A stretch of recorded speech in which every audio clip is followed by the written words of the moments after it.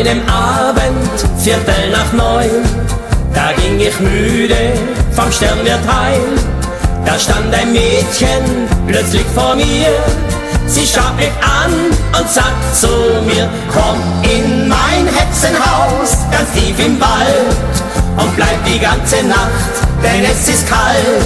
Komm in mein Hexenhaus, du wirst schon sehen, und morgen sagst du dann, mit dir war schön. Der Wald war dunkel, der Weg war weit. Sie nahm die Hand von mir, wir waren zu zweit. Doch in dem Häuschen, da war es warm, und glücklich schlief ich dann in ihren Arm. Komm in mein Hexenhaus, ganz tief im Wald, und bleib die ganze Nacht, denn es ist kalt.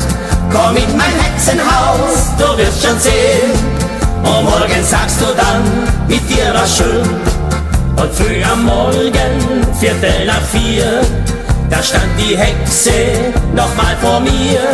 Sie gab zum Abschied mir einen Kuss, und seitdem habe ich den Hexenschuss. Komm in mein Hexenhaus, ganz tief im Wald, und bleib die ganze Nacht, denn es ist kalt.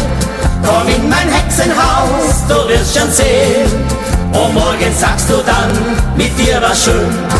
So eine Hexe kennt jeder Mann, man trifft sie öfter im Leben an.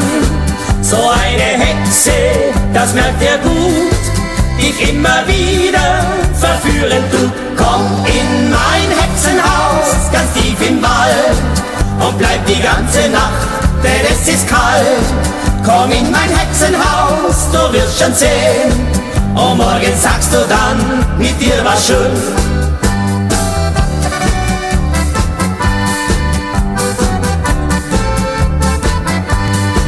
Komm in mein Hexenhaus, du wirst schon sehen, und morgen sagst du dann, mit dir war schön.